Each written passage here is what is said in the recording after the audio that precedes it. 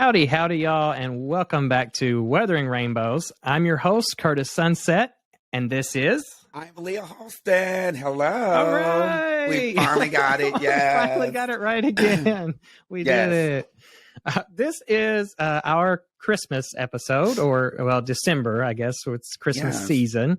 And we have some pretty cool guests that host an annual Christmas party as our people that we're interviewing for this episode.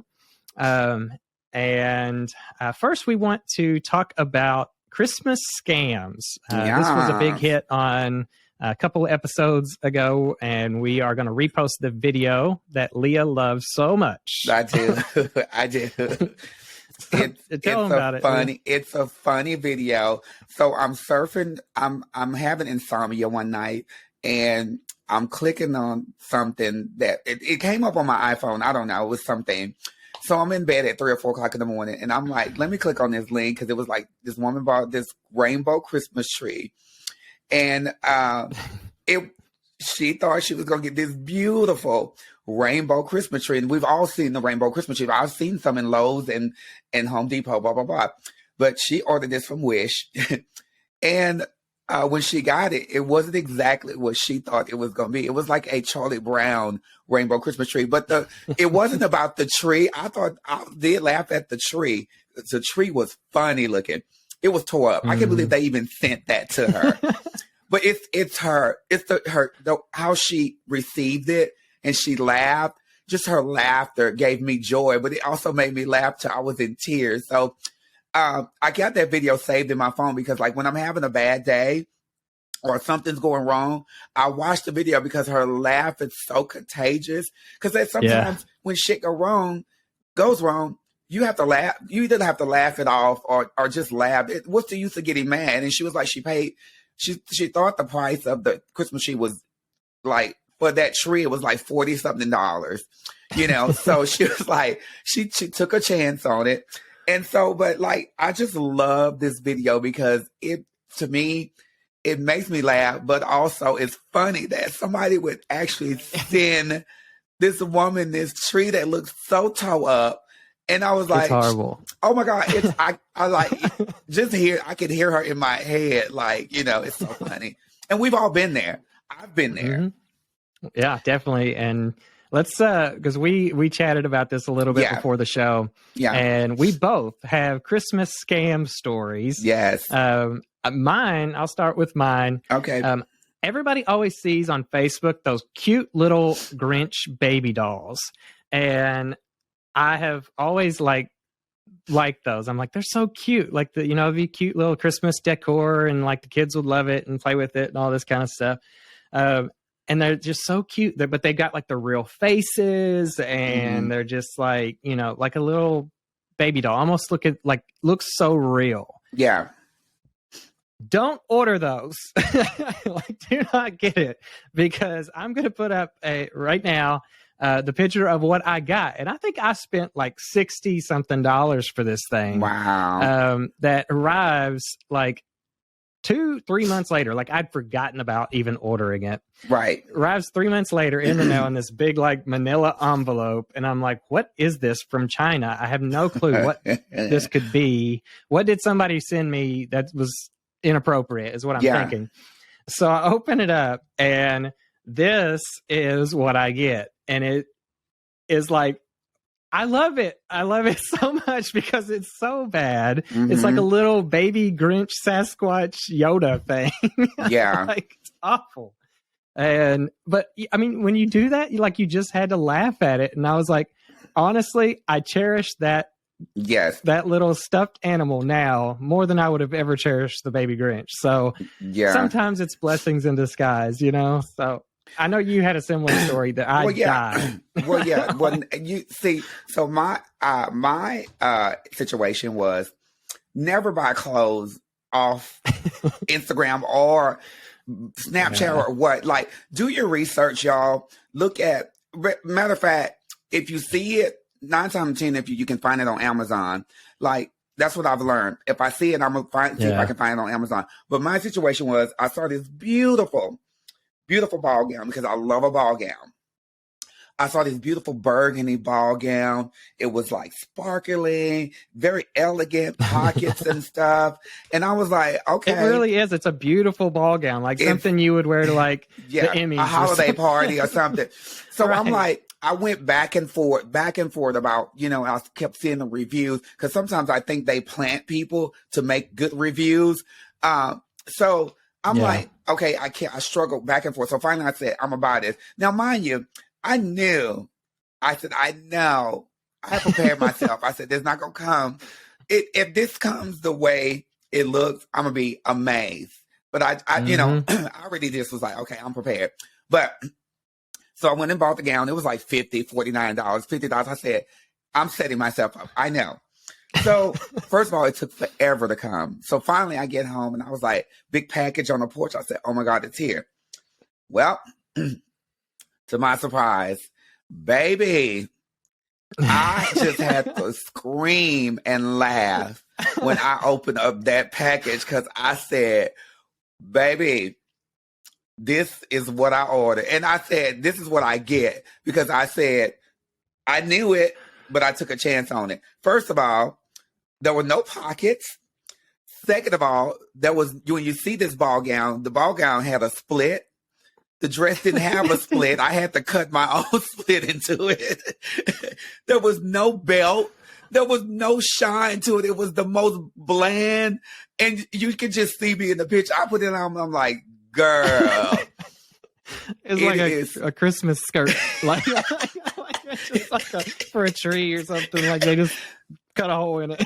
That's exactly what it was. It was so ill-fitting. Where was the belt? Where was the split? Oh my God. Girl, I said, at first of all, I should have never touched it. I should have put it on without the split. But I had it for a few days, so I wore it on the show. So I was like, I'm going to put a split in this. So I just had to laugh at myself because I said, I'm not getting, and they kept pressuring me to do a review.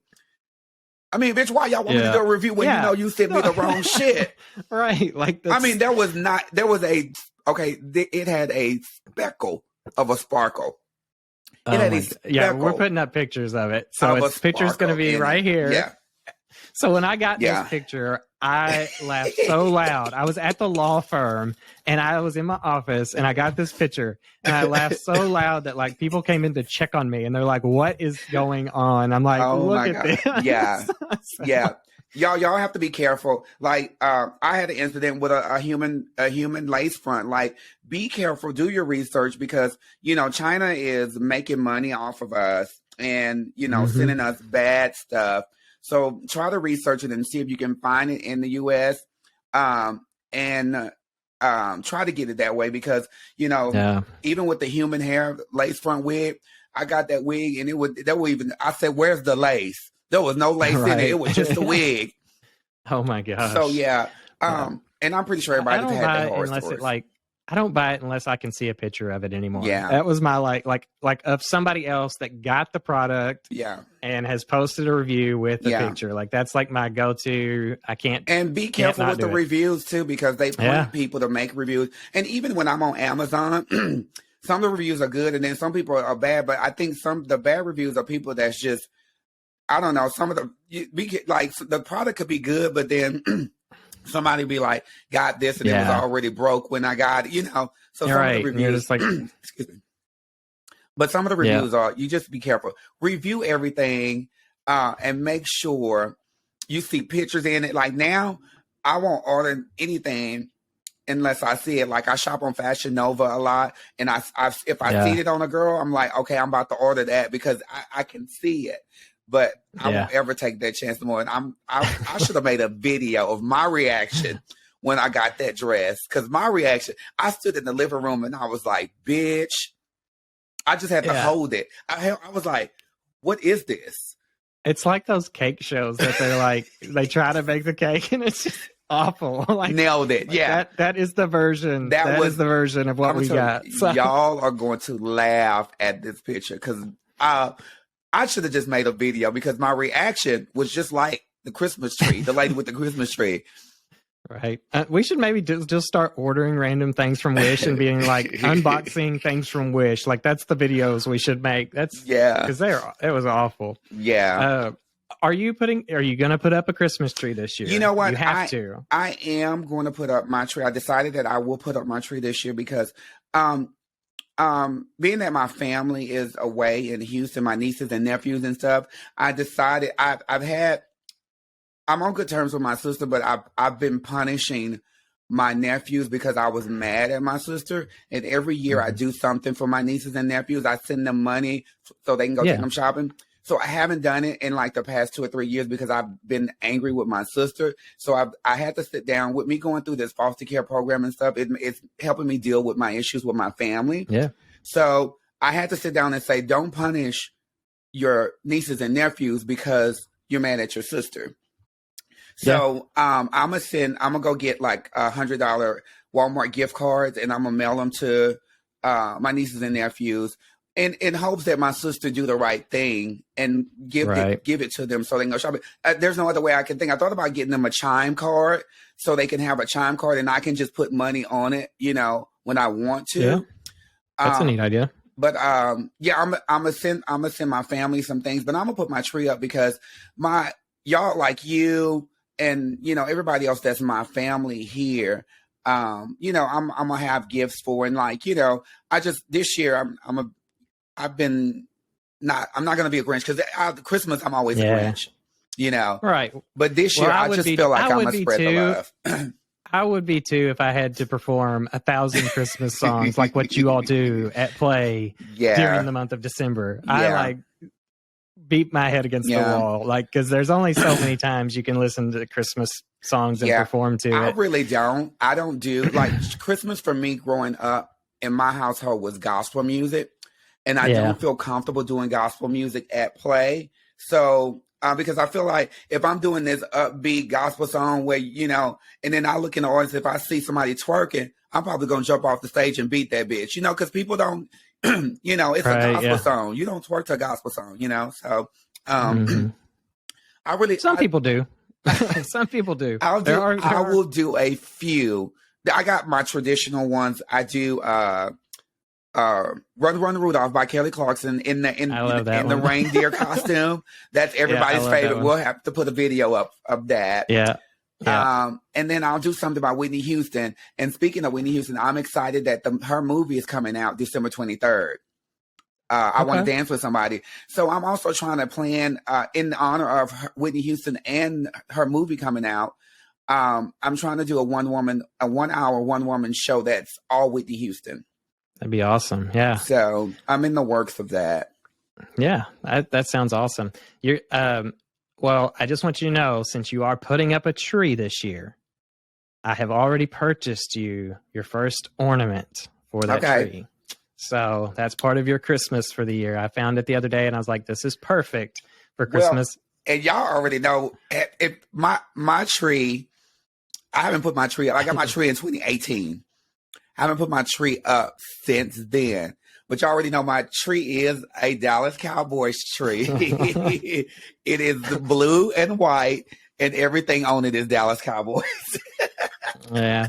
Some people really like the blue and silver theme for Christmas, though. Yeah. That's a very popular I can go either way. Feel. I can do Cowboys or I can be UK. Don't be UK.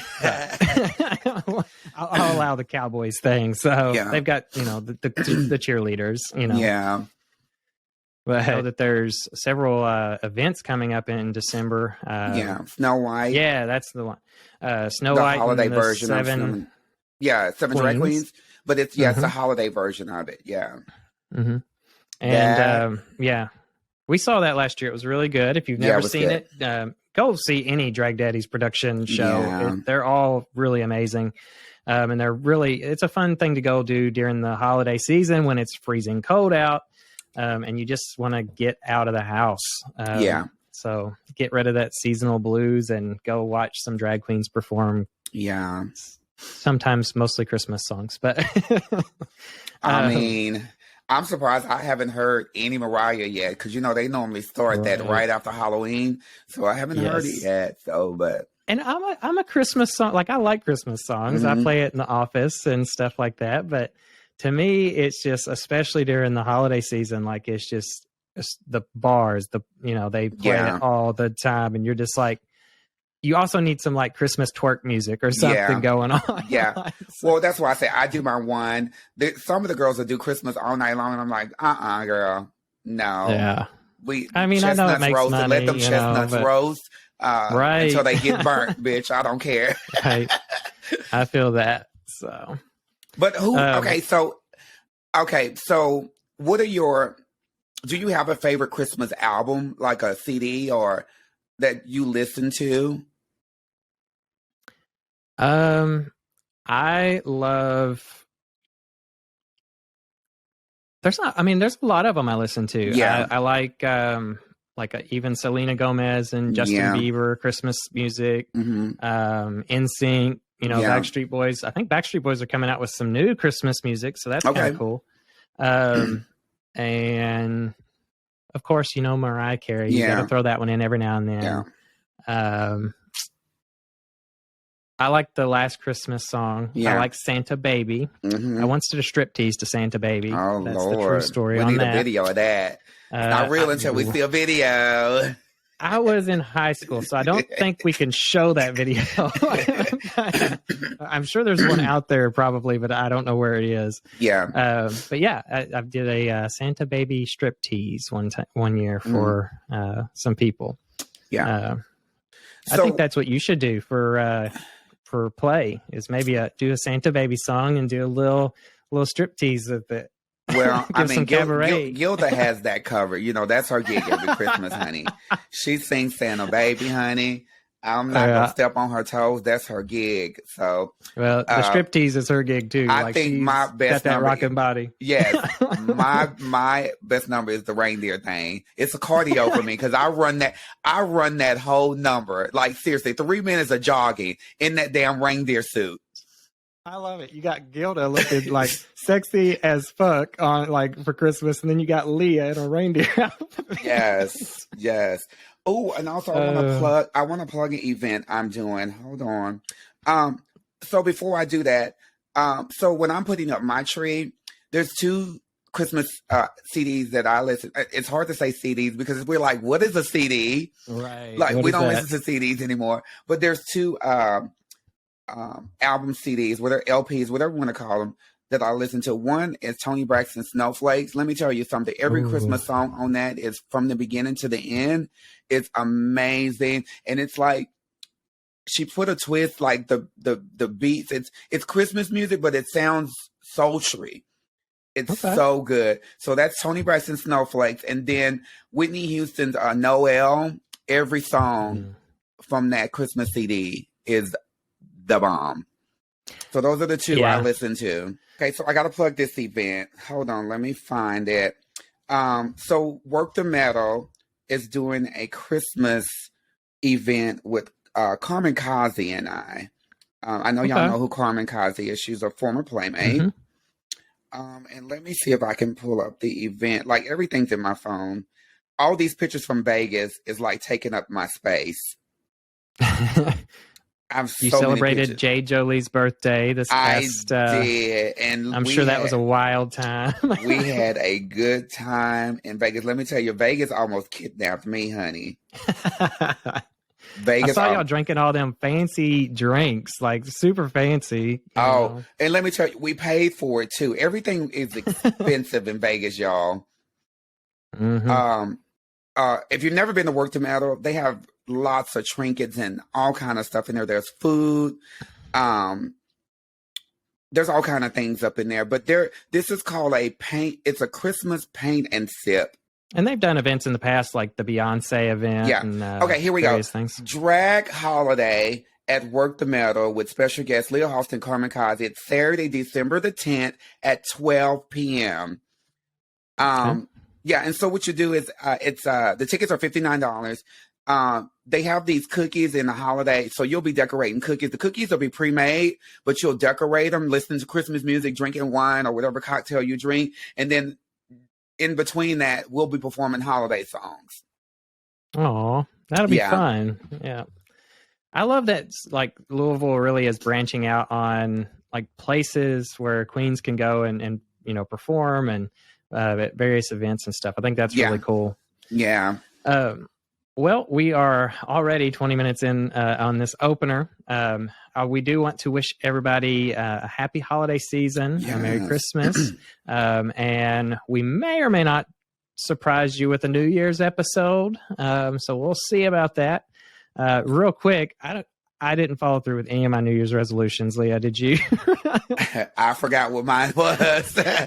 I just like remember you said. I just remember if we do New Year's, Kurtis sent me all this shit: glasses, hats, horns. I was like, "What the fuck?" Like, it was crazy. But I don't know. We should do something big. We have to. But I think yours was what I was supposed to work on my book. I don't know. Mm-hmm. I forgot mine. Life sometimes just takes us down different paths. I take that back. Remember, I did do the foster care thing and still doing it. So that was one of mine. So I started the foster care right after that. So that was one. Y'all, I'm still in the process. The paperwork for this is so ridiculous. I'm still in the process of doing paperwork and scheduling stuff. And I get it. They want to they want to make sure you're mentally prepared for this. So yeah. I won't probably get kids until next year. Who knows? But I'm still going through the process. And you'll get, that is a process. There's a lot that goes into that.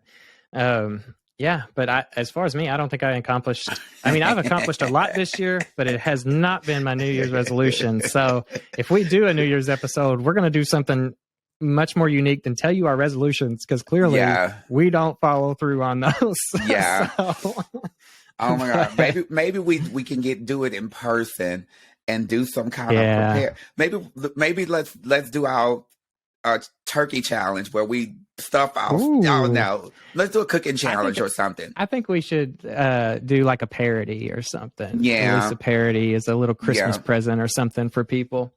I want to do something. We should bake some. I don't know. I want to do something like Nailed It, where y'all send us a picture of something we should make, and we should try to make it. Okay, that's a good idea. It's a January thing we could do. So y'all heard it from Leah. Listen, that's a good idea. Send us a New Year's meal to prepare, and we will prepare it. I like that. Let's do that. So we will start sending those in. You can DM us on Instagram. That's the best way to reach us. So send us some pictures and some things that you want us to cook as part of our New Year's feast that we are going to have I know this year. Is going to be wow. It's going to be, and there's all those foods that are give you good luck and stuff like that. So put your spin on those and send those in to our DMs. And we want a meal. So we want a meat. We want some proteins. I can already see the pictures I'm getting for that one. We want dessert. We want dessert. And we're going to make this meal and we're going to sit down and eat it and enjoy it. Oh, the DMs. This is the cake I want you to eat. Yeah, I can see the DMs already. This is going to be phenomenal, Leah. All right. On that it's note, out there. It's out there now. Yeah, it's out there. We're going to do it. We got to do this, though. We're going to do a New Year's feast. On that note, we have two people that I'm really excited to actually share their story. Everybody in Louisville, I feel knows them from all kinds of events that they go to. They are always there. They're happy. They're cheerful. And they've been together for so long. They're a beautiful couple. And they're always taking pictures. Joe is always screaming fabulous all the time. So it's going to be interesting though, because we all know them from events, but we don't necessarily know people's backstories. Yeah. So I think this one's going to be really good. They have an annual Christmas party that is always phenomenal at play. So I'm looking forward to hearing their story. At that. Yeah. It's going to be phenomenal. Yeah. I want you got to wear some elf ears or something so that I could from dropping in our past show. If I could find elf ears in my color. If y'all heard him, if y'all send me the link, make sure it's not from Wish because I'm not shopping from Wish.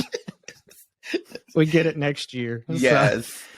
All right. On that note, we're going to kick it over to the interview, and we look forward to seeing you all at our New Year's feast. Yes. Happy holidays. Well, howdy, Miss Halston. Let's go for a walk on the Rainbow Trail. Oh, no. The last time you forgot the umbrellas and got us into a whole heap of trouble. I won't forget this time. Let's go. Oh my, those sirens. I feel stormy weather moving in. Girl, that ain't men it's raining. That's sequins and stones. And we ain't got no umbrella. We better run.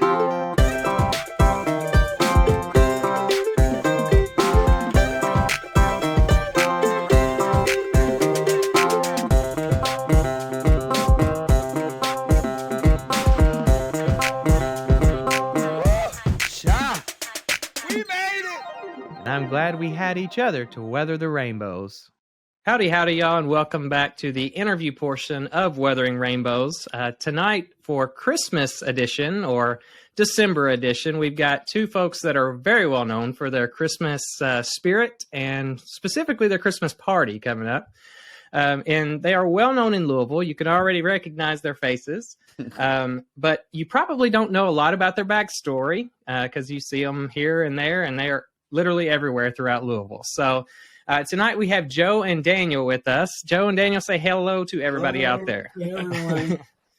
So we are going to do things a little different because we're going to kick it off with a fun game. And everybody gets to play this game. But have y'all ever seen the basically where you hold up 10 fingers and you put a finger down if you've done something? Okay. And I'm going to read off a list, and this is Christmas themed. So Leah, you get to play too. Everybody gets to play. Yeah. All right. We're like jazz hands. There you go. You get to do some jazz hands in the background there. All right. So here we go. Put a finger down if you've ever kissed under a mistletoe. All right. Put a finger down if you've ever re-gifted a Christmas gift to someone else. Nice. Okay, just so y'all know, Joe and Daniel are both already 2 down for those listening out there. Put a finger down if you've ever broke up with someone so you didn't have to get them a Christmas gift. No. Leah, I feel like you've done that. Don't lie. I've never even had a date during Christmas. I've been broke up way before Christmas, honey. That's true. All right. Put a finger down if you've ever pretended to love a Christmas gift but actually hated it. Oh my God. Yes. Yeah. Oh, many. All right. Is that everybody? Leah, did you put a finger down too? No, because it's the thought that counts. I love all my gifts. Oh, girl. If you say so. They may sit in a box for a while. Yeah. All right. Put a finger down if you've ever seen the tree in Rockefeller Center. So if you've ever been in New York around Christmas time. No, well, I want you so bad. Yeah, we want you.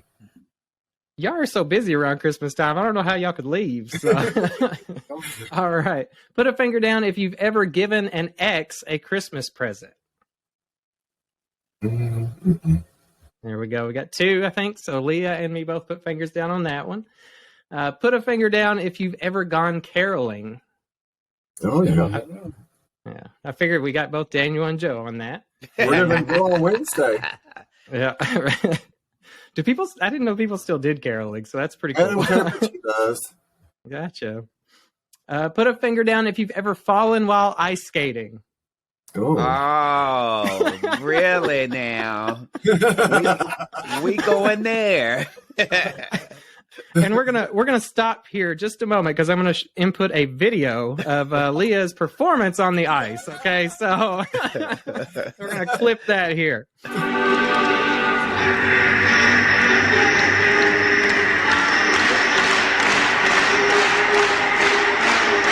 Known for her athletic jumping ability.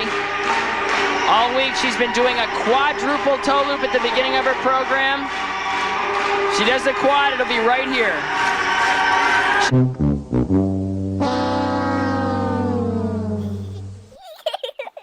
All right. Put a finger down if you've ever wrapped yourself up as a Christmas gift. Yeah. Yeah. Yeah, okay, we got some, Daniel, there. With me. Did Joe, did you lose a finger Nope. too there? Nope. All right, he's never lost, or he's never wrapped himself up. Put a finger down if you've ever sent explicit pictures as a Christmas gift. I've done that. On a landline.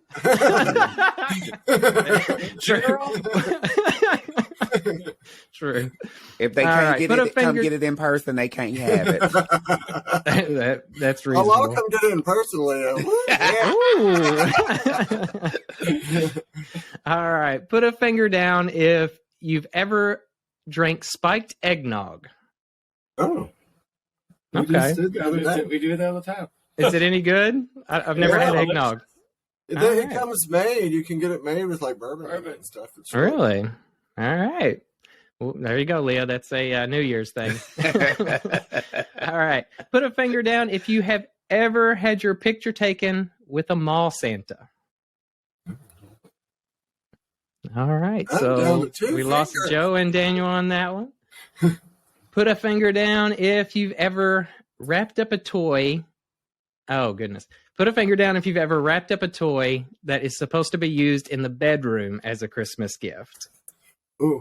Well, Yeah. sort of. Yeah. Yeah. You still wrapped it up, yeah. I feel like I feel like most people that's played Dirty Santa, that's pretty common. His family opened it I did it Oh, to my sister. goodness. in front of his mom. She had no clue. I Oh was my still too broke goodness. for Flintstones. Sorry, honey. I support it. I have All right. one finger, you all. One finger. All right. Well, this one might get you. Put a finger down if you've ever seen the Nutcracker performed live. Oh, yeah. Yeah. I'm All done. right.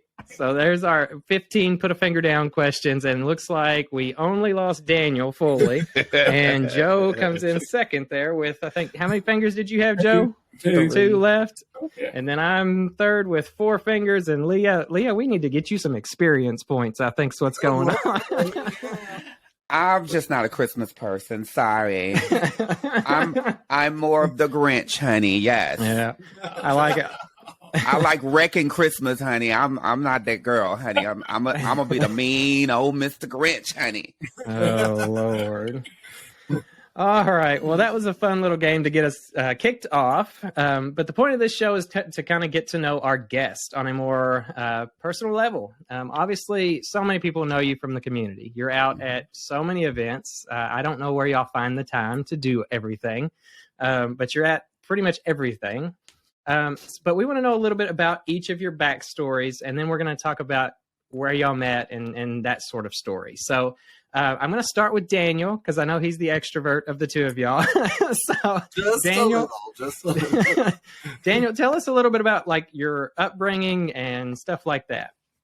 I was born and raised in Louisville. I have, there was 8 of us, 7 brothers and sisters. I have 5 sisters and 2 brothers. My mom and dad, they're now deceased, but this is our family home. Me and Joe bought it. So Nice. I grew up here. Wow. And I came out, jumping. I was raised Catholic. I went to parochial school and Catholic school the majority of my life. And then I came out in 1982 while I had went to Butler High School, and I was at an all-boys school before, and when I got to go to a public school, I was around a cornucopia of people.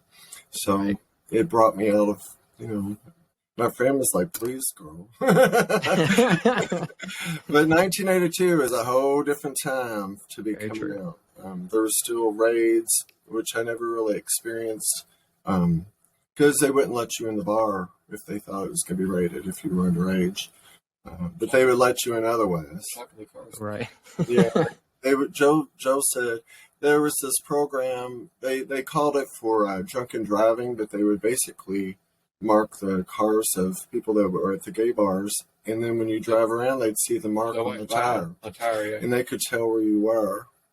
They called Wow. it like, oh, it's supposed to help on drunken driving, but the only people out at night was the gay people and the homeless, basically, in those days. The gays are the night owls for sure. So Well, downtown Louisville was not like it is now. It was a Yeah. ghost town past 5. Gay bars, And yeah. it was just, you would go to Few the gay bars. Yeah. Of course, your parents didn't know because it was snuck out, yeah. So, what was life like after you came out? You said you come out in 1982. What was life? Family reactions, people around you, community, that sort of thing.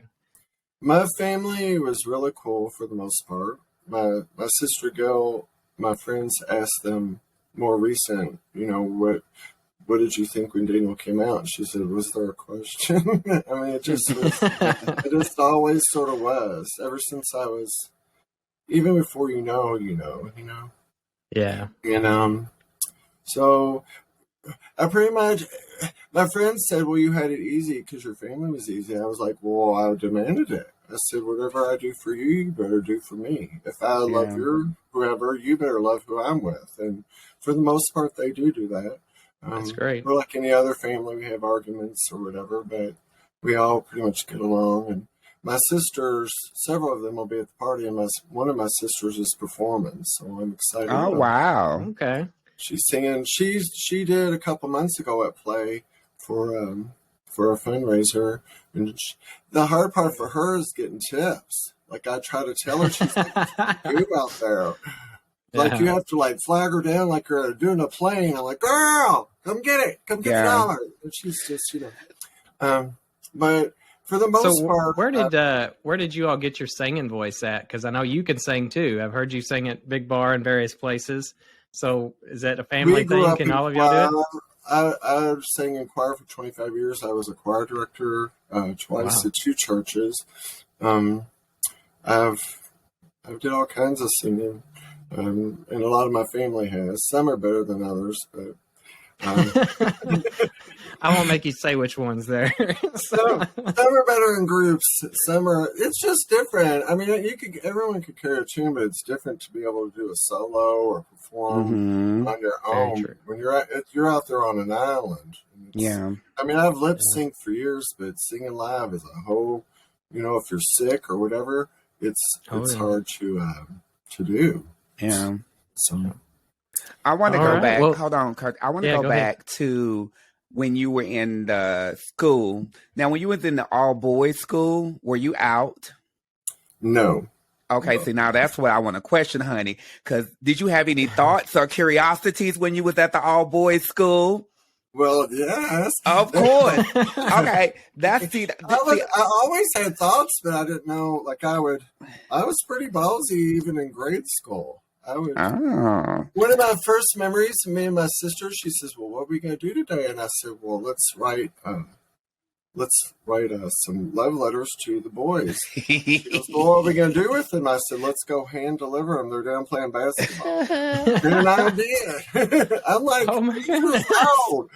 They were like reading this. Lord knows what I wrote in that letter. But yeah. It was before you even knew what sex was. So, I just was always special. So nothing ever happened. You just thought about it in the school. Right. I never did anybody in school. Some of them they were not in grade school, but middle school. Or in high school. I did after I came out. She said before I came out. At the all boys school. So it would have been kind of hard for me because being around all those boys would have been like, yes. Mm-hmm. They would. Well, what made it harder for me is my brother was a football star, and I played all kinds of sports, but I didn't like football. I mean, I like to watch football. I'm not very good at football. I didn't understand it at the time, and they going in, they expected, they sort of. I was a target, and I was like, try to put me in that locker, bitch. This red hair, honey, well, it's sort of white now and snowy, but with red hair comes a fiery temper. I will whoop your ass this quick. Okay. Oh Lordy. We need to All talk right. some about Joe now. Well, we're about to head over to the introvert here. So we've heard Daniel's past about his upbringing and stuff. So let's hear a little bit about Joe. Joe, where'd you grow up, and what was family life like? That sort of thing. It was in Louisville, and it was we had we were extremely poor. I tell people a story. When I was really, really young, we didn't have our windows were cardboard in the winter with duct tape, and then in the summer we'd take the duct tape off and open the windows. There you go. We were really, really poor when I was my earliest memories. But when you're growing up that poor, you don't realize how poor you are, because my grandmother would make us these big boxes, and we'd get them for Christmas. They were like refrigerator boxes, and she was very artistic. She painted them in the trains, and we would, as kids, we'd all get in there. We had the best time for a good hour, and that's my earliest, happiest memories is growing up, and those were our poorest memories, but they were my happiest memories. Yeah, I love that. I Wow. like homemade stuff.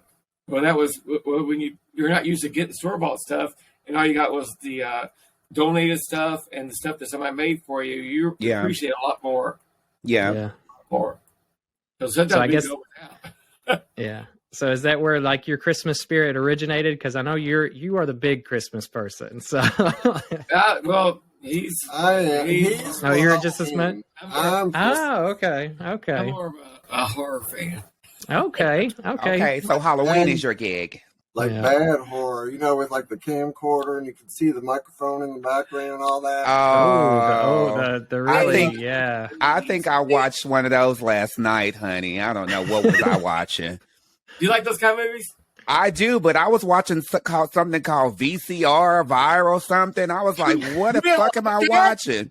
Huh? See, I told Oh you. my goodness. Oh, here's the thing. Somebody running with a camcorder, I have to sit up in the bed and be like, what the fuck am I watching? It was Probably the Queen had played, like trying to record you on the. No, I'm my glad goodness. that you like those movies because I watched two of them last night because I've been on vacation all week, so my sleeping schedule is shitty. So I'm up at 3:00 in the morning watching this, and I'm like, "What the fuck are you watching?" But I couldn't stop watching it because I'm like, "This is so bad. Who would even put this out like this with somebody? A movie with another person holding the camcorder, running and jumping and doing all kind of stuff." I was like, "What am I watching?" It was crazy. This was like they're using a cell phone. They're like the zombie virus broke out, and you're at a wedding, right in the middle of a wedding. The zombie virus breaks out, and you're locked in the closet with a bunch of people when all the zombies are the bride and the groom and zombies trying to get in at you. Oh So- Lord! Goodness. You're holding their cell phones up, recording it. I have That's seen a classic. I've seen these movies many, many times. That's Oh, crazy. Oh my I mean, goodness. the best part of the movie I do remember was I guess they caught some guy jacking off watching porn. I said, "Oh, now that's the good part right there." Yes. Of course. Oh my, yes, please. A little soft porn at 3:30 in the morning. I love it.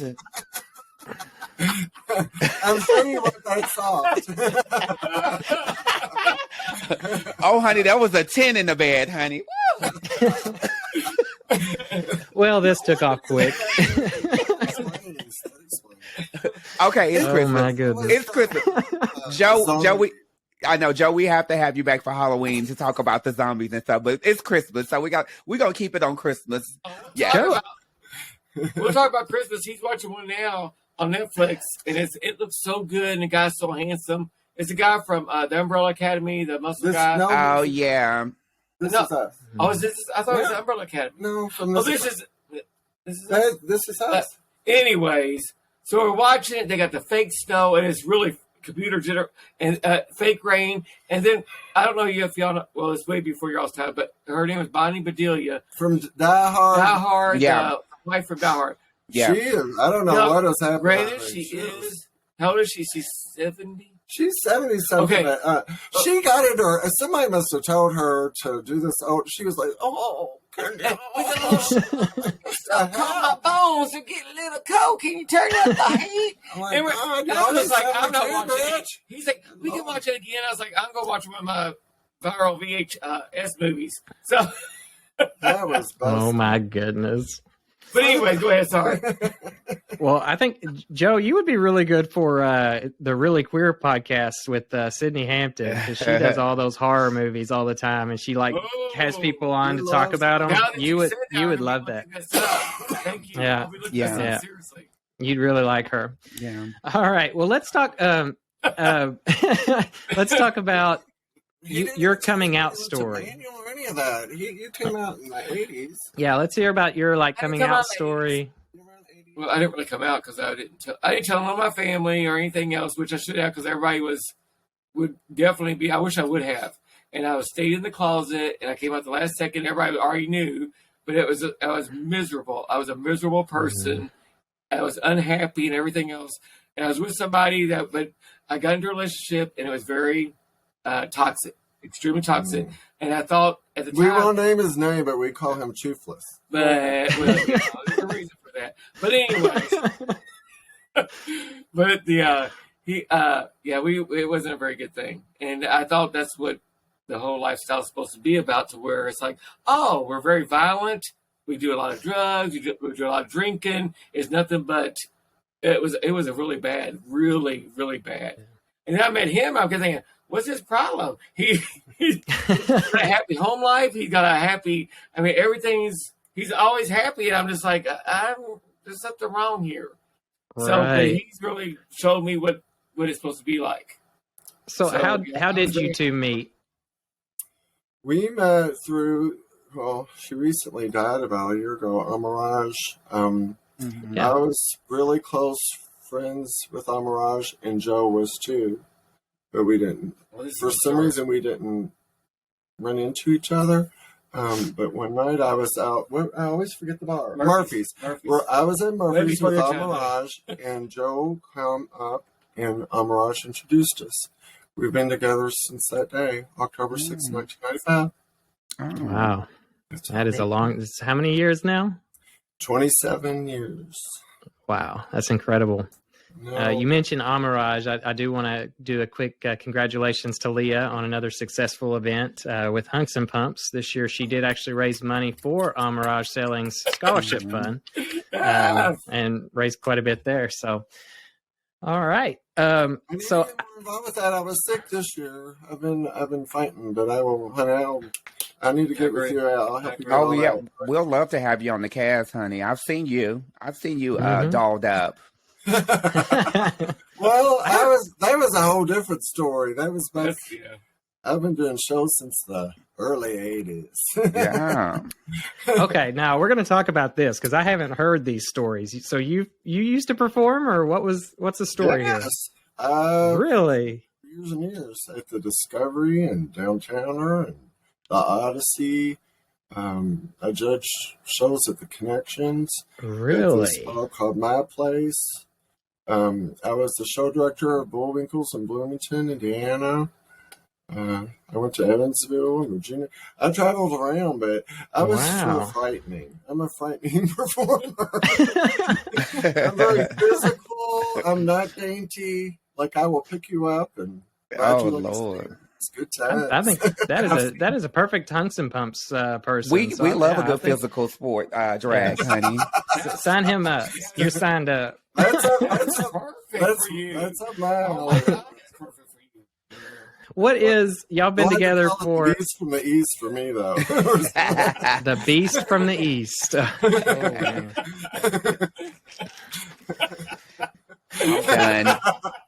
It's a vision of love, and it's a vision of love. All right. So y'all have been together for 27 years. Obviously, I'm sure y'all have got some stories from gay culture about just some crazy things that have happened, maybe some wild times. Y'all want to share a funny story of something that's happened over these 27 years? We've had so many. I don't even know where to start. Well, a lot of How long do we have? just having our Christmas party. Have you ever had a Christmas party to where, like when you're in an elevator and you're counting up the weight, thinking, "Oh, this bitch is going down." Like when you're in your kitchen and you have like 90 people in your kitchen that holds maybe 20. Like you're thinking, "Oh hell!" We had 300 people in our house, and parking was miles out. Like people were parking. It would be pouring down rain, and I'm thinking, "Oh, we're gonna be a little low." Bitches was showing with like patio umbrellas. I got 600 in here, girl. They just keep coming, and that's why we finally had to move it to play because it just I worried about people trying to traipse 2 miles through whatever to get here after parking their car. And then the cops would always show up every year. Not because we were partying so hard, but they were like, somebody's by the fire hydrant. You're blocking the road. Who's got the black car? And I'm like, who's got the damn black car by the fire? That's what this is. Well, you should tell that. What? When you hid. We're having this fire. Oh my God, I was drunk. That was fun. Those are the best stories. There you go. So crowded in our house that Joe found the only place he could be. So I'm thinking, oh God, he's missing. I'm outside looking at people's cars. I'm going up and down thinking he's been down. Went through the whole house. It wasn't a big house. Finally, my friend's like, the only place we haven't checked is the closet, but he hasn't been in there since the 80s. And we're trying to pry the door. We're trying to pry it, and he's like holding on the other end. And I was like, what in the hell are you doing in the damn closet? And he goes, it's the only place I could get a little peace. It was hot and crowded. I don't like that. Yeah.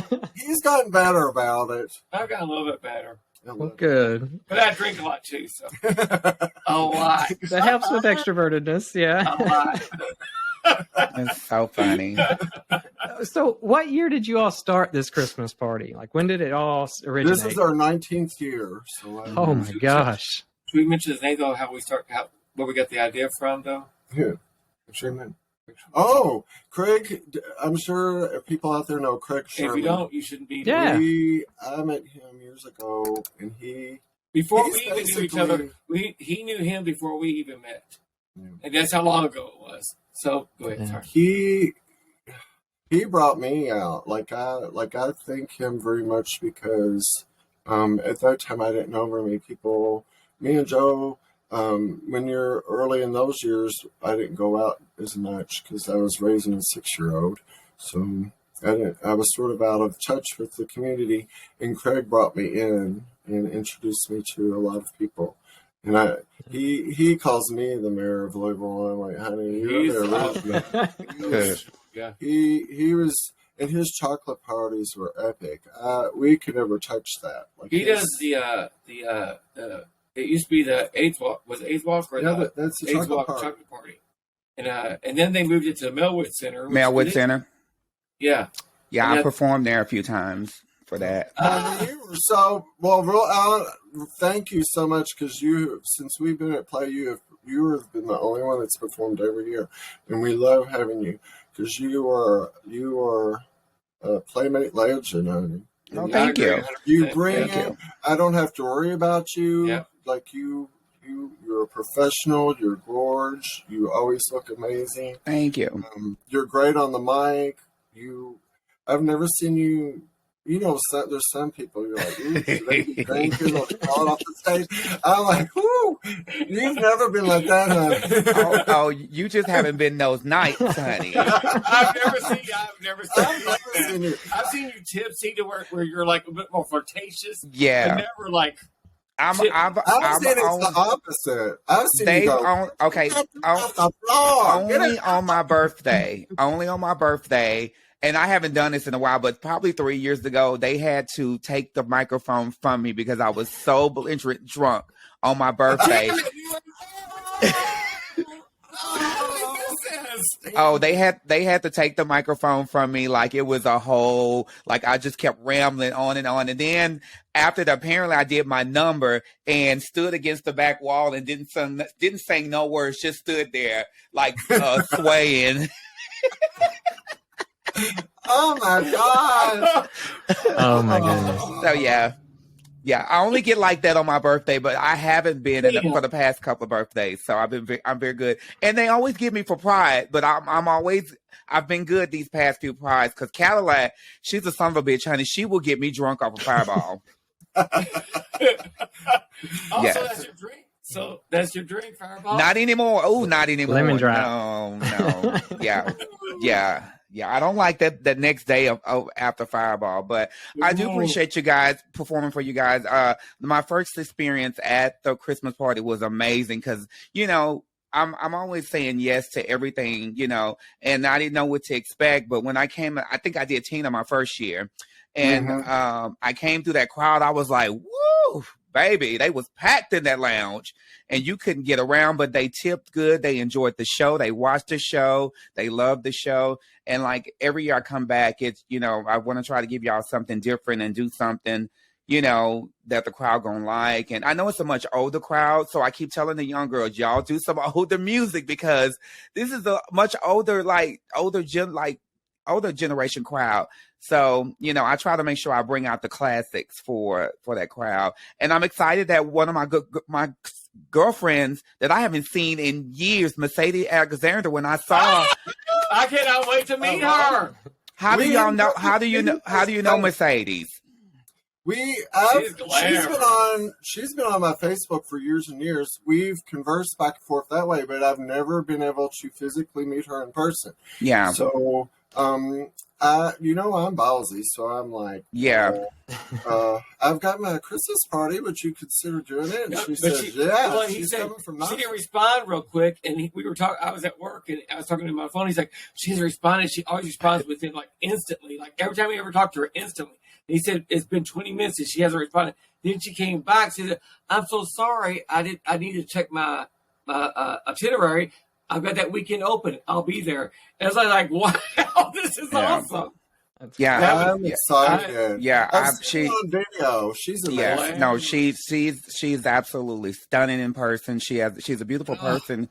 I used to live in Knoxville, but I've known her way before. We're like sisters, so I'm excited that. And then she's working that night at Play, so I'm super excited that I get to spend some time with her. We'll be out there. We'll be tipping and having the best time ever. I'm trying. I want, because me and you have discussed that before. I like when you all have a more diverse cast and everything. And Mercedes, like for me, and I appreciate all the Drag Race girls, but you don't have to just be on Drag Race to be a great performer. And I encourage Micah. I'm like, honey, it's like there's some good ones out there. Yeah, and she's very good. Yeah, I've been trying to get her booked for a while now, so I'm excited when I saw her on the schedule. And she wrote me. She said, "Sister," "I'll see you in a few." And I'm like, "What?" And she was like, "No." So my drag mom, LaWanda, said, "Mercedes said she working with you at some party," and I said, "What?" Okay, and then I didn't think too much of it. So then I was like, "What party? I don't know what party. Like, I don't do no parties like that." You know, I was all like that. And then she was like, she said, "Well, she said she was working with you." I said, "Well, I don't know. I don't know what she's talking about." And then I said, "Oh my God. Okay. Now it makes sense. She's working the Christmas party." So yeah. The Christmas extravaganza. Yeah. So there's a bunch of people working that night. I'm excited. Yeah, you all have got several performers already lined up. Do you want to throw out some of those names? Oh, well, honey, the Playmates, listen, they knew to jump on board because some of our Playmates, you know, they don't want to do extra work. They just want to do their job. But then last night, everybody was like, I'm working the party. Oh, so y'all jumping on the bandwagon now, honey. Yes. We have all the Playmates, which I really appreciate. I love all of what they're all so unique, and they're all in their own ways. Gilda has always been so sweet to me. She, one year for Joe's birthday, she came and just sang happy birthday for him real quick at Play. In that front room, we had a special party for him. Yeah. Lexi I met on the patio. Mm-hmm. I think it was one of our first weekends there, and she had a face on, but she was in not in costume. Yeah. And I'm like, who are you, honey? And she's like, I'm Lexi. And I was like, well, I'm Daniel, and I have a Christmas party. You should be watching that. And she was like, she looked at me all crazy.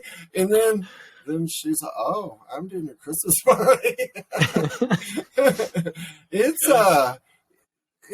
such a diverse, we have young and old at the party, but we bring out some people that hardly ever come out, which I love. Yeah. That is true. And I love that. I mean, it's like, it's not always about the youth. I mean, I'm like, honey, I go out all the time, and I'm 56 years old. If I could do it, you could do it. That's what I say. I drag her along. And she's taking photos. Oh my God. I edit thousands and thousands of photos. Listen, I'm always, when Joe is in the room taking a picture, I'm like, I wonder what that picture look like, because he'll be like, yes, oh, honey, work it, yes, give it to me. And he gets so excited. So I never know what the picture look like. And then when I see it on Facebook, I'm like, oh my God, that is a great picture. Work, Joe. Yes, honey. She's a professional. So with that hand, you're like, listen, I know my angles, but your camera, I don't know. Your camera have a built-in filter, honey, because it makes the dog look snatched. It's got a built-in filter. It's called me. I work in that bad boy. Go ahead. You have the Playmates, you have Mercedes, and your sister singing. Anybody else? There's several. Tsunami Rain is another person I've not got to meet in person. I met him through Facebook, and she is from Huntsville, Alabama, and she's new. She's a new performer. I had come in. I said, "You're getting better," because she's like an acrobat. Like she does backflips and front flips. She still has to learn the art of drag, but she steps up because she can drop to the slab, like very physical and wonderful. I love it. I think she's gonna be really good, but she's only been performing like 3 or 4 months. But she's okay. Wow. When you've got that much talent, like she's got to work on the craft as far as, her costumes are cute, but she's got to work on more of that. But she's coming from Huntsville, Alabama. She's coming all the way from there. I'm so excited about that. Then I'm bringing back, I should have started with them. I'm bringing back 2 legends. Well, Cadillac's performing, Cadillac Seville, legend here in town. And then back in the day, in the 80s, when I performed, there was a performer called Monique Moyer who moved on from here and was performing in Chicago and various other places. She's coming back to perform. She did last year, right? Oh, Monique. Oh, no. Who? Okay. There was another African American queen that me and Micah was trying to figure out who was that last year. That was Vivica. Vivica Lacroix. She was gorgeous. Okay. Beautiful woman. Vivica, Monique's even way older than her. Monique's older than me. You had to say it like that. She's, well, there's a story on it. Hopefully Monique will see this. I don't like Monique, but we all have that story. Back in the day when you entered contests, now you could barely get 3 or 4 contestants. Back then it would just be like a random Miss Valentine's Day. There'd be 25 bitches come showing up. Yeah. And you have, there. So that's when I met Monique, and it was at Miss Valentine's Day, and I met her. I made the final 4. I ended up losing to this queen named Helen. Mm-hmm. This is a good story. I don't know if you can say this on there, though. Can you say it? I think we can. Can you say it? You could say it. Well, Helen, I'll just say it. Helen worked for the Downtowners. She was like the help, but somebody fixed her up for I knew Helen. This Valentine's Day. She wore this belle dress, and she had her hair snatched back to the heavens. You can still see a little bit of the shadow of her giant stash. Go ahead. I thought, oh my God, please God, don't let me lose to Helen. You know where we're going. So I lost to Helen. And I said, well, what happened? Because it was a walk-on, walk-off thing. It wasn't like a talent thing.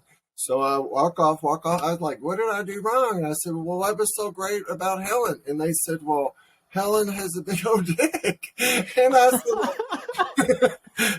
said, well, how do you know? And they said, well, she lifted her bell dress and her shit was dangling. She always did that. That's how she made the most money, because she lifted her dress up and you could see her big giant junk. That's how one of my the packets I entered. I lost to Helen with the big old dick. She made money. Oh. I think I even threw some money at her. Wow. You threw some money at her. Like, it was basically a tripod. Let's break it down. It was a tripod. It was massive. Good Lord. She's somebody that could say, go fuck herself, and she could. God damn it. Dang. He's like, I got to edit this stuff. Nah, this is great. Sorry, children, don't do this at home. Oh my goodness. But that's all how right. Back to Monique. So that was the original story. That was Monique. That's how I met I Monique. forgot about that. Because she was like, she said, well, girl, at least you made the Final Four. I didn't even make the Final Four. She didn't even make the Final Four. But I was like, that's because you basically have a rose hedge on your dress. But we became fast friends, and now the last time I think she performed was at the Q. They had a reunion show years ago of the old Downtowner Discovery Girls. So she's coming back, and she's performing. Right. Yeah. I love it. I have to say this real quick. So how many people were in this Miss Valentine's that you competed in? 24 of them. Like 24, and they picked the winner because they had a big dick. And he came in second. I'm just gonna throw that out there. That's pretty good. I would be thrilled. Well, see, I was clothed. I was tucked like you're supposed to be. About to talk, yeah. Yeah.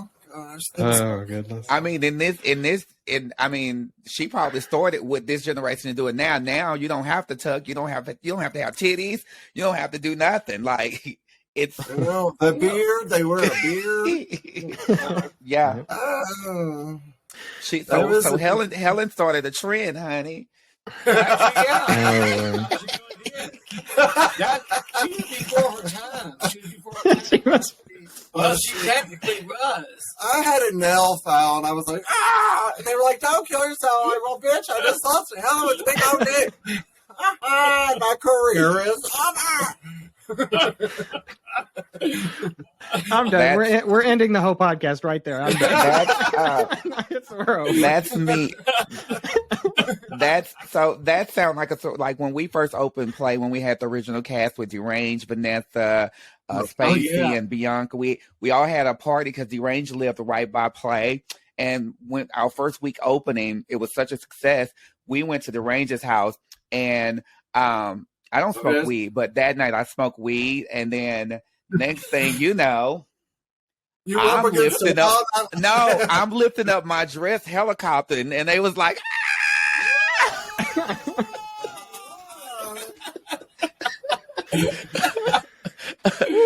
they said no more weed for you, ma'am. Yeah. You're stories about that, honey. Well, I heard it's like double Dutch.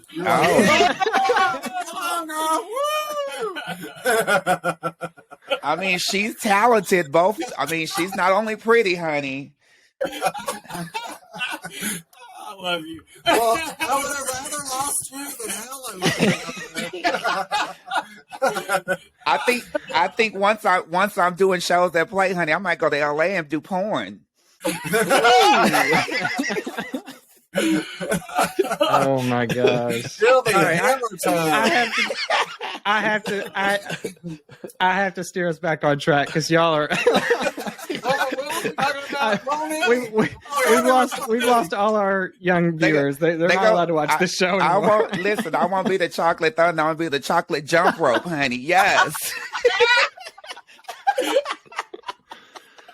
You tell me that.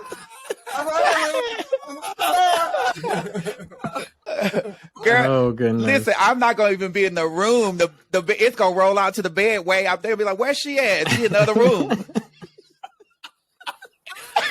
I'm gonna open up all of them. We gotta. Wait for the Christmas party. Now I've got a lot to introduce you for. Get off those wallets, bitches! Yeah. So wait. Helen's going to be at this Christmas party too, right? Oh my God! Oh, We got to have a competition here. She did. Oh. Helen died. Oh. Not up with all Maryland. But they will always remember her as. Oh, we did know. True story. Is it Marilyn? Who was the one that was? She's in a documentary thing where she killed the they buried her in the basement. They buried him in the basement. Did she kill somebody? No. She buried somebody in her patio. That's her. There was a queen here in town. Her name was Catherine Louise Schmidt. You know who that was? When you come backstage, you're supposed to be discreet. Like, no one really supposed to count up their chips. So they'd say, well, how'd you do? How'd you do? We'd all like, we'd sit it down. And they go, how'd you do, Catherine? And she'd go, 25, 35. I made 55 cents. I was like, 55 cents? And they said, yeah, they pelted me with the change. And I said, well, girl, you're not supposed to collect that. You're supposed to get off and run. That's being shady. But she ended up losing it and like killed somebody and buried him in a patio. That's true. Now, was this in Louisville? Yes. Because I believe that's like her house, I believe, is ranked as one of like the most haunted places in Louisville. Wow. Well, now that one in Louisville, that was somebody else. Is that the one where they buried him in the basement? That was somebody else. The party boy guy that was the drug people. The one that was in old Louisville where the two guys. I believe so. Now that's all over. That's everywhere. Yeah. About that. This is way back before you all were born. I'm supposed to ask you also questions. How long have you been performing, Leah? I'm about 30 years. Yeah. So. Ooh, honey. I didn't live on like a fabulous site. Just saying. No work done, honey. Natural. Exactly. I'm gonna We're gonna. Mine looks like loose leaf paper. Like I have zip. All right, we cannot inflate Leah's ego. We got to stop inflating Leah's ego. Like she's going to be way too high for New Year's parties. Like we got to bring her back down. Bring her back down. Now we know the truth. She should have a bigger ego. She's got a bigger ego. Okay, so. Oh, Lord. It's like I tell people, I say, do I need to suck it or do I need to burp it? You want to tip her a lot more money. She's definitely a fan of a good old oral man, honey. Listen. They say what you looking for this morning? I say some good throat, honey. I'm sorry. The next time I check you, I got it's in a Magnum. Oh my God! Oh, that happened to me. When I perform, people think I'm like a dominatrix. So I always get tipped dollars with condoms, and they'll go, "Will you like fuck me later or whoop me later?" I was like, "I'm about ready to smack the shit out of you right now." Okay.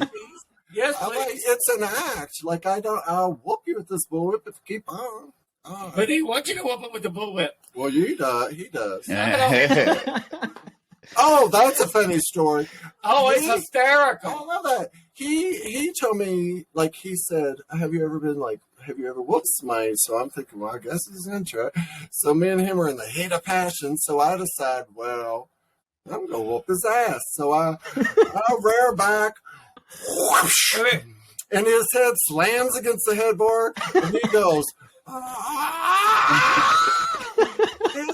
he said, "Oh my God, you didn't do it right," or something. My handprint was on his ass for a week. Leah knows what I'm talking about. He used an open hand, and he's got some big ass sausage fingers, and he reared all the way back like that. He hit me so hard that I went face. It wasn't the headboard; it was the floor. I went over and hit the floor, and it almost busted my nose, and it was hurting and everything. I thought my nose was running because I thought it was blood, but it was just snot. And I had a handprint on my ass for a week. And, he's like, you want to do that again? Hell no, bitch, I don't want to do it again. He said I was supposed to warm it up. Warm it up. You cup it. You cup it. You cup it. You warm it a little bit. And then you smack it. And you do it right up the lower cheek part. Not like, and then right there on the crack, and one finger goes on the butthole. I this bad boy on and put some butter flavor crystal on the motherfucker. And I'm like, don't ever let him. If he, I know what I'm talking about, girl. Don't. No, he does not. No, poor Curtis. He is just like lost his cookies. Sorry. You know, we normally do an advice segment, but I really appreciated you teaching people how to slap asses, like without hurting someone. So I think that was a perfect segment for that. You gotta cup it. Yeah, you got to cup it, and then okay, all right. That's funny. I think y'all need a TikTok account, honestly. Y'all need a TikTok. Oh my goodness. I do want to go back real quick before, because we are about 48 minutes already in, and I know we've got some questions, some final questions for everybody, but I want to talk about photography, because that's one thing Joe is always taking pictures. How did you get into it? And then also talk about what you all do with those photos at the Christmas party. After the Christmas? No, at the Christmas party. Like how y'all decorate. I do. He usually takes between 14,000 and 15,000 a year. Wow. So during the course of the year, I pick my favorite, like 1,400 or 1,500. We do. We used to start at our house. We would do a refrigerator of like 700 of our favorite photos with magnets and everything. I still do that, but at the Christmas party I play, we do Christmas trees with the year in review photos all around. So then people can come and see the year in review. And then all the performers, I don't know if Leah knows this, I copy everybody and I put your all's picture on the back of the stage. So I have all of you all lined up. And then I'm doing a play tree this year from where we were there all through the year, and some of Micah and all the employees. Yeah. And I'm going to do a play Christmas tree. And I do a Micah box.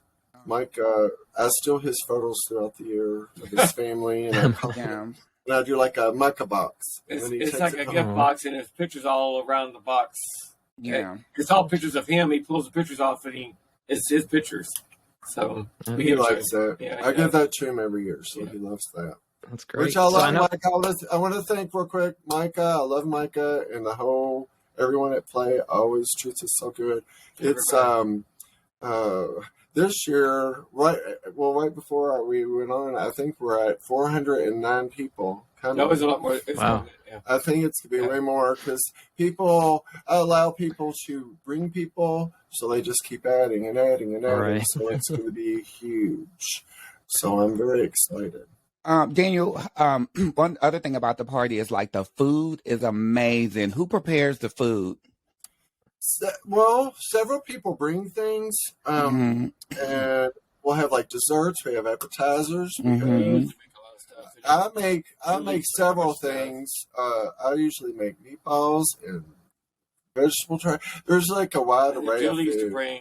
We do that in the whole front room. Used to, we'd have the whole party in the front room, but Micah was like, "Woo, we gotta go bigger." So now we do food in the front room, and then we have the whole dance floor for more movements. Yeah. It just is. It's amazing. I love it. It's and then we do the show. The shows could be about an hour long. Yeah. And, it's private. They love it because it's private.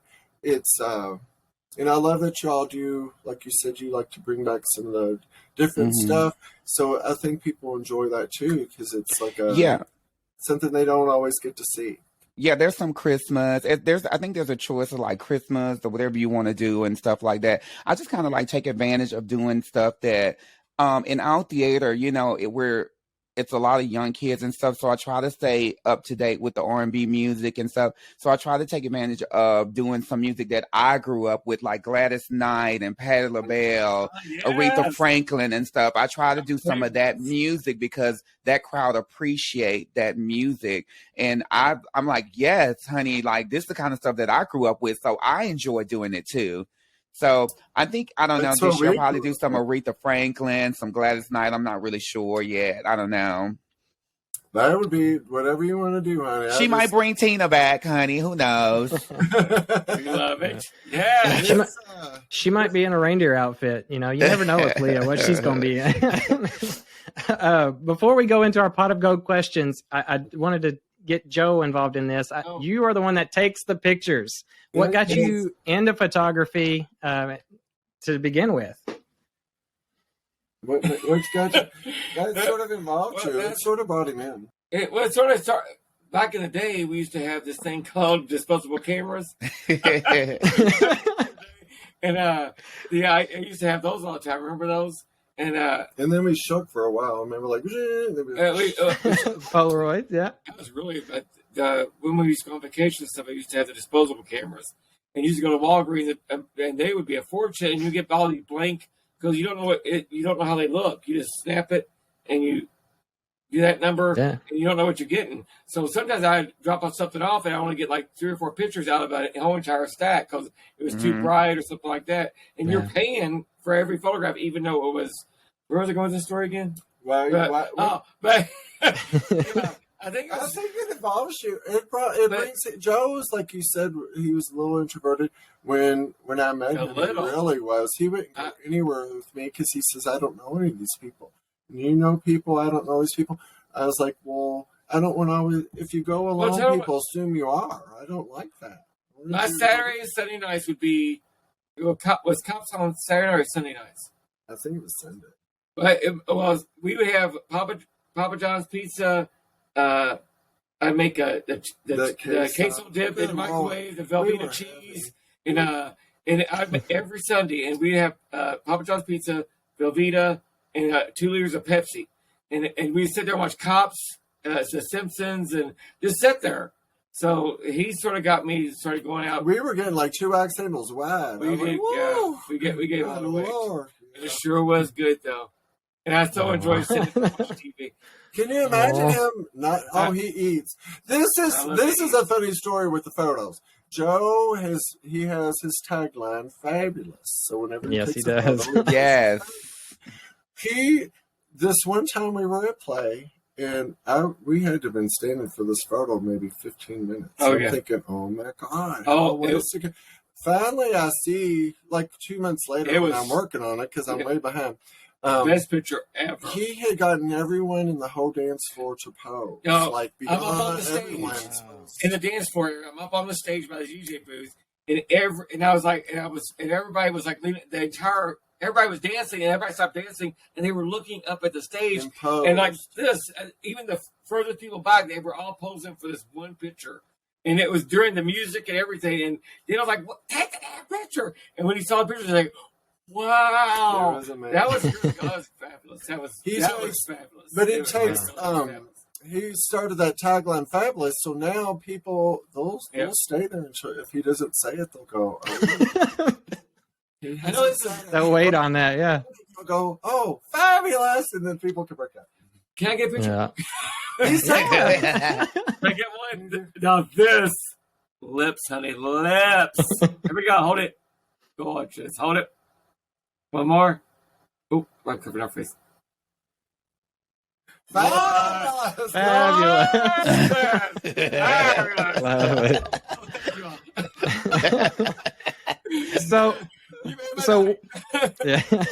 So one thing, we have actually had people request you all to be on the show. And one person actually submitted a question that they would like to ask, and that is, y'all been together for 27 years. How do you do it? That was the question that they had. Honesty, like I tell Joe, like have you ever been in a relationship and your like first instinct is like, this is going to be hell if I tell the truth. Like it's always better to tell because eventually it's going to come out. So I tell Joe everything. And if they don't accept it, then maybe you shouldn't be with them. Just saying. If this is you, who you are, and you like to be flirty, or if you like a little hoary or something, it's just hoary. I'm not. Leah raises her head. Yeah. Like, yeah. but hey, honey. Now we know why Leah's horny. If somebody can accept you for being, because you got late hours and stuff like that, and you got in your flirtation with people, and honey, you're making that cash, baby. You're making that money. So it's like, then you need to go. You need somebody who's going to accept you for who you are. Period. Mm-hmm. And it happens. It happens. I've guys can't take that I'm the center of attention. They can't take that I'm flirting with a guy when I say, "Oh, I'll suck your dick" or something like that. They can't take that, or my hours are too long. Didn't you tell me that? But you always have that crowd around you too. Like when you come out off the stage, people flood you, and I guarantee you're gonna have all these guys, and they're gonna hate on it. They're just gonna hate it. You're gonna have to find that person like, I'm fine. I'll be sitting back here having my cocktail waiting for us to leave.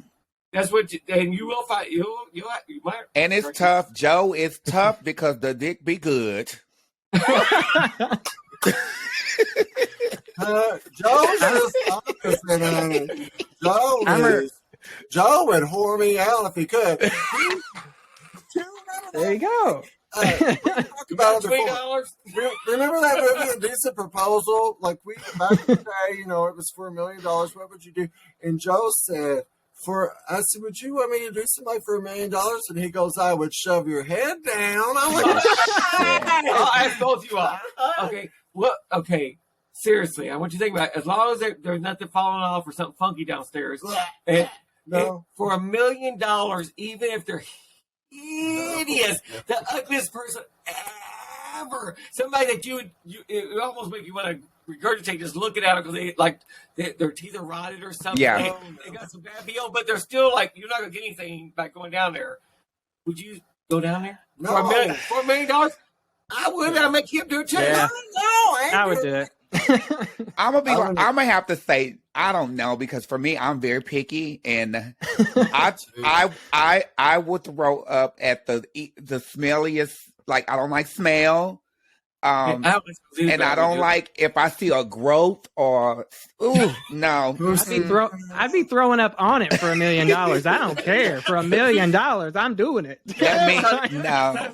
Well, I'm saving my money then, bitch. There you go. Like I told you the last time I was drunk, we were at the bar. I said, "It's better than just Twinkies." I know. Lord. Like bad shit they'll never remember. Turn that shit up. I told him leave them twinks alone, honey. He'll get more She's excitement. been trying. Yeah, she's been trying. Yeah, I appreciate him, but no. I have a question.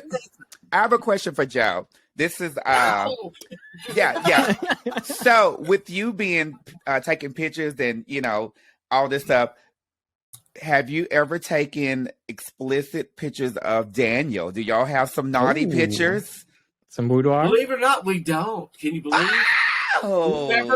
We've never taken a naughty photo. I'm not saying there's not. There might be some naughty photographs out there. One of us, but there may not be,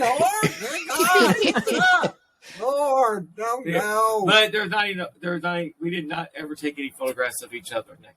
Oh, I've never taken no photographs. I'll tell him, like, if you want to see it up close, I'll smack you with it. We're all wanting Christmas cards next year. I think y'all can plan this. So some naughty Christmas cards. I think that'd be a good idea. I can see Daniel with a Santa hat on, bent over with his little tush sticking out. Mm-hmm. And then Joe and Joe just write fabulous up over it. Well, after hearing your tea tonight, I want to see that picture. Yeah. Okay. I want to see that picture. Oh, goodness. I can see a photo with Leah and it looked like she was playing cocaine. I'm like, well, that I bet you did. What are those little white whisker things? Yeah. What are those wire things called? The wire thing. What's the wire thing called for in the croquet where you have to get the ball through it? The little metal thing. I don't know. It's shaped like a rainbow, kind of. Yeah. So. I bet you could get those balls through a rainbow. Oh my goodness. We got all right. Well, this Christmas episode took a turn. This is going to be a watched episode. Oh, it's going to be, I'm sure. Yeah. We do a segment called Pot of Gold. And unfortunately, we're already an hour in. I'm pretty sure we could have this episode for like 4 hours. But we're going to ask one question to each of you. I think Leah just asked hers to Joe. Yeah. And then we're going to allow y'all to ask us a question apiece. And then we are wrapping up the show. Okay. All right. I'll go first because Leah, you'll be thinking of a question for Daniel because you just gave one to Joe. All right, my first one is going to be to Daniel. If you were to be the ruler of the naughty or nice list, name 3 people in your life that would be receiving a lump of coal for being naughty. Oh. It could be anybody or just anybody. Anybody. Well, first off, Donald Trump. I have not liked that man. Well, during the indecent proposal conversation, that was way back then. Joe would say, "Is there someone that you wouldn't do?" And I was like, "That Donald Trump." He would do it. He would do it. He was hitting his cities. He would be on his hands and knees. I would not. He would. I would not do. Well, Donald Trump. Would you hush? He's been drinking. Donald, I would say Donald Trump here in town. You can't say. Should I do something? No, you can't. Yeah, we know several people, but you can't. And this can be naughty in one of 2 ways. Like it could be naughty as in bad, or like naughty as in naughty. So like either one of those. Well, for the naughty, I was like, Curtis Sunset. I never said anything naughty. Every time I see you and you said, "Oh, I'm up to be Bachelorette of the Year," or whatever you're supposed to be. Bachelorette. Oh, honey, that is true. Oh Lord! When you wear certain jeans, your ass is just a quicker picker upper. I hear that a lot. I've apparently got a badonkadunk on me. So it's edible, honey. It's edible. So you would be the naughty, not the naughty. All right. I usually appreciate a lot of people. Very few people do I dislike. Well, while you're talking, can I go pee? Go pee. Who's Leah said that. I'm interested in Leah. podcast whore? Good Lord. Tell him depends. Any other time he wears them. Depends. I'd say naughty. I don't know. Ooh! I don't like that Marjorie Taylor Greene. I don't like her at all. Oh yeah, Georgia. She is a nasty old. I don't like her. She's those two I would give Cole. Definitely. All right. So we got 3 names for Cole. Leah, do you want to go ahead and ask your question to Daniel since we lost Joe here? Yeah. I mean, yeah, and I was kind of like, if people that are watching this, I was like into my phone trying to find a question because unfortunately Curtis always put me on the spot. We do this every episode. She still hasn't caught on, okay? Yeah, and I never have a question. But I'm going to just think of the first thing that comes to my head. You guys been together for 27 years. Mm-hmm. I think you said 27 years. So what is Christmas morning like with you guys since you've had so many years together? Like, do y'all still exchange gifts? Do y'all just wake up and be like, bitch, Merry Christmas, slap each other? You know, like what is Christmas like? It's more about the feeling of Christmas. Like when we were younger, we'd always have to buy, and we would stress out and all. If we do buy a gift, it's usually for the house as a joint gift. So we don't really exchange. It doesn't really mean, it doesn't mean that much to us. It's more about having people over, and we usually host my family or host friends, or we're all about hosting. Yeah, so, I'm usually cooking, and Joe's happy when I cook. Very happy. Very rarely do I get to bake. If I bake, then he's really happy. She very rarely does anymore, let me tell you. Good Lord. We would be, if he eats like he wants to eat, I couldn't get him out the door. Like he would have 4 and 5 chins. Good Lord. But Joe, do you cook too? Hell no. He makes salad. He can make a salad. I can make salad. Like, hell yeah, this is one hell of a good salad, but that's about it. He can do a lot more than he thinks he can, but he doesn't really need to. Now, if you can mess up a salad, then something wrong. He makes good stuff. He puts good stuff on it. Okay. But that's one I always cook for him every day, and every night before he goes to bed, I turn down his bed for him and get it ready for him every single night. And that's just it's like I don't know. I just love him.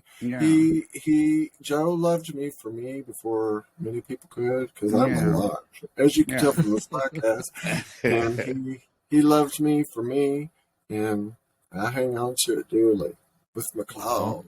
I honestly think both of y'all are adorable. I love your energy. Mm-hmm. I love being around y'all. Definitely something to look up to. And I know that, I mean, love is out there, and, you know, you just can't look for it. It'll come when it wants to. But you guys are such an inspiration just to me and to the community. So I just love I love every time y'all around. Y'all are happy. And then having this moment with you makes it even better. Like to see y'all together and laugh and have a good time. I love that.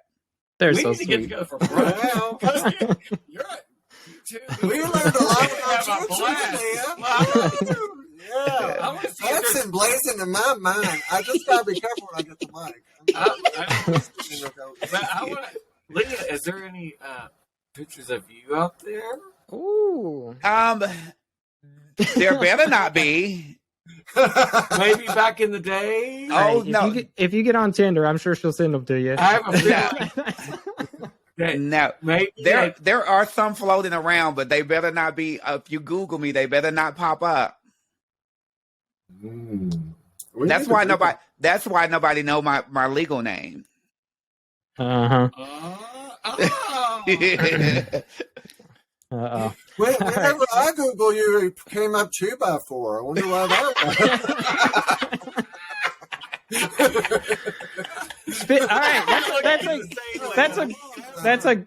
That is a great segue, because I got a final question for Joe. Speaking of 2x4s, we're gonna talk about building things 2x4s. Your final question from me is: if you were one of Santa's elves, what would be the first toy you would make in the shop for Daniel? Oh, that's a good question. What would you make me, Daddy? It'd be some sort of. You're not gonna get some. It's gonna be boring. It's gonna be something Christmassy. I don't know. It's something like a tree, a Christmas tree, or like some sort of like Christmas toy thing. Because he's all about Christmas. He loves Christmas. And it'd definitely be something, because I'm always getting something, like I'll be out somewhere, I'm like, oh, Dana would love this. And if it's real expensive, I'm going to have to call him. But if I was like making him something, it would definitely be something Christmassy, because I know that's what he would love, something Christmassy. I love that. So I don't know why I thought it was going to be something more like. Oh, no. See, I wasn't going to put you on too much of a hot spot, Joe. I know. So we do allow you all to ask us one final question apiece, and so I'm going to let y'all kick it off. What do y'all want to ask? I want to say something bad, but I'm really good. In my mind, I want to ask something bad, but not. Let's see. Lord. Let me think. Leah, when did you start performing? And you said 30 years ago, but which city were you in? I was in Houston, Texas, where I started. Yeah, Houston, Texas, 1992. Oh, fabulous. I was still in high school, sneaking out, going to do talent nights. I would have loved watching you whenever I was 3 years old. I think that would have been.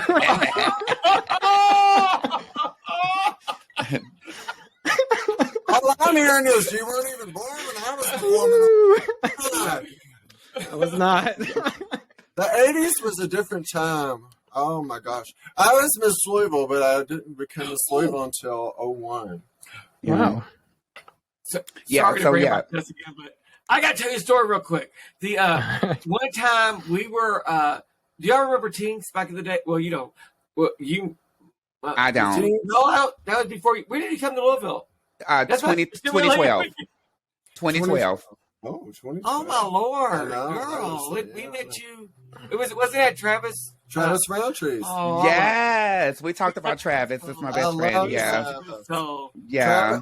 I wish you would have been on those party buses with them. Woo, that was Honey, I've Ooh, woken that up was so. a good- That's my best friend. But we have woken up some mornings next to each other. Like, what happened? Hopefully, it didn't happen. It didn't happen though. I know. One morning he woke up and you had painted his face because he. I forgot about that. Yeah, he was. I was like, good Lord, But you he fell asleep. You were a boy when you fell asleep with me. Not kidding. I tell you, he looked fabulous, though. He did look fabulous. Oh, Yeah. You did some good makeup on him. He looked Yeah. When I Yeah. was in Queens, I was like, it's like painting the fence, bitch. It's like wax on, wax on. He painted one of our best friends, Julie, which you'll meet. She comes to the Christmas party every year. She'll be here. Julie Hall. She'll be here. I think you've met her. You met her before. I don't remember what you met her before. She's amazing. Okay. She said, "Can you paint me?" I kept doing, no, because he's used to doing the drag paint. Honey, he painted her. We went to downtown Indianapolis. She had her eyebrows drawn on way back here, like Divine walking out in the middle of the street going to the circus thing. And people are staring at her. She looked surprised. She looks fabulous. She looks Oh my goodness. Crazy. Joe's never been in drag. I wished he would have. Oh. I could see him. We had to go to a high heel party one time, and I gave him the lesbian shoes with the big heel. Yeah. He was whining, I feel her hand. I was like, mine are. How do you all do that with those? Oh, heels? some of the stuff you do in your shoes, honey. Good Lord. Honey, I, as much as I would love to put Joe in drag, but I don't want him to cut off that sexy ass mustache, honey.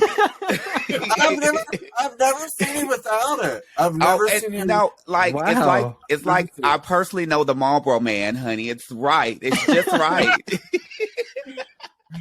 They call it the stash.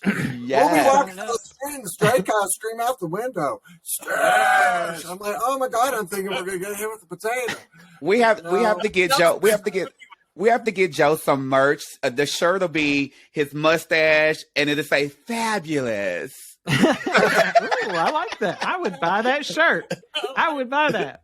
I would wear that. Ooh, Leah, have you ever had anything bad happen to you in drag? Ooh, good question. Ooh. Let me think. I mean, I fell off the stage a few times. I used to work in Vegas, so that's one of my shows. When I say something bad, I used to work in Vegas at Harrah's Casino, and I was impersonating Donna Ross. And my first night in the show, I came out, I was waving, I had this big ball gown on, and the lights were hitting me wrong. And next thing you know, I was in the orchestra pit, honey, legs up. There's video of it too, I believe, isn't there? Yeah. Yeah. That's one of my. Honestly, that's probably the only thing that's bad. I mean, outside of pissing myself, like everybody. I mean, sometimes you just can't hold it. That's not as bad, but the pads soak it all up. Mine was bad. I was doing a show at the Seahorse 2 Cabaret in South Indiana, and I went outside to get some air, and this car went screaming by and hit me with a potato. Like a huge potato. They had soaked it in something. Potato. People said, Daniel, what you did? I said, what'd you think I did? I pulled off my hair and I was chasing down the street getting ready to whoop their ass. I was like, ah! He told me that story. I was laughing so hard. He said, it's not that funny. And I kept laughing. He was like, seriously, it's not that That's crazy. Oh my goodness. Now, if anything in drag, I used to do Bette Midler years ago, and somebody said, you need to have more voluptuous titties. Use birdseed, they said. Use birdseed. So I go out there and I do a whole Bette Midler medley. The crowd's just hooting and hollering. I'm thinking, oh, this is going over. I came backstage and I had two of the biggest balls you've ever seen. They were bouncing and hitting around. tell how wild they were in the balls. They told me to put it in hose around my neck. Well, the hose stretched, and then they were like, it was like they hung out below his dress, so they looked like. Oh my goodness. It was terror. I was popular that night, though, sort of like Leah every night. That's crazy. I'll never look at you the same. Dr. Jesus, Eddie. Good Lord. I'm like, how you doing with another fireball?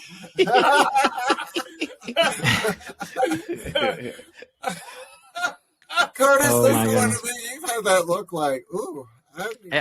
My face is red because I'm like, this has been a show. That's all. I can say. We gotta think of a question Well, for where him. can we find some photographs of him? Yeah. Do you have photos of you?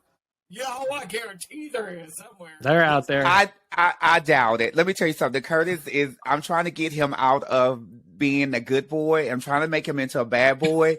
And if there's a picture out there, I would like run down the street naked if you can find one. Okay, they're definitely out there. So y'all heard that. She's about to run down the street naked because they are definitely out there. I mean, I'm sure every single one of my exes have them. So No, but we're not talking that. We're talking about that you can search and see. put it this way. I know that there was, which I'm so glad that this doesn't really exist anymore, but there used to be a Tumblr that I'm pretty sure that I was on. So, yeah, I'm pretty sure one of my exes had me on one of them before. So, okay. Now, if you can Google and find it, he has so much going on. He has a great career and stuff. Like if Curtis could run for president, he probably would. He's so squeaky clean. let's just put it this way. I am squeaky clean as Curtis Sunset, but a lot of people don't know that my old last name. So that there's a reason. So. If you find that out, you could probably find a little more on the internet. So, Hey, Sunset. Who knew? all right. Well, we have Got a to. lovable ass, honey. It's like it's Oh, all right. Between my ass don't and boost Leah's, his ego, honey. Like, listen. I'm gonna have to fight the boys off. That's my husband, honey. I'm gonna have to fight the boys off. You're gonna change the name of your show to Dicks and Ass. Yeah. Now, I think. Hammer time. All right, we're definitely going to do a spinoff called 2x4s and Badonkadonks. How about that? That'll work. 2x4. So let's end the show in a way that's different than we normally do. I want to end the show with one word, and Joe gets to yell it when I ask this question. Are you ready? Joe, how was this show? Hello, fabulous! Are you kidding me? Photographs, you want to see?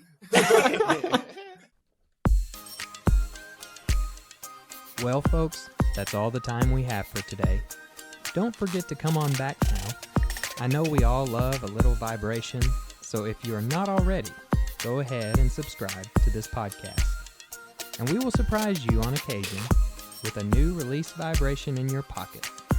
But in the meantime, if you find yourself alone or crossing new horizons along the Rainbow Trail, and you need a friend or even a laugh to get you through those dark and stormy nights, holler on out to us at www.weatheringrainbows.com, where you can find shelter in the blogs, videos, and other episodes that will hopefully keep you out of a whole heap of trouble. So until next time, y'all, giddy up, be true to yourself, and make the best of life. And wherever the wild tracks may lead you, may the rainbow always touch your shoulder.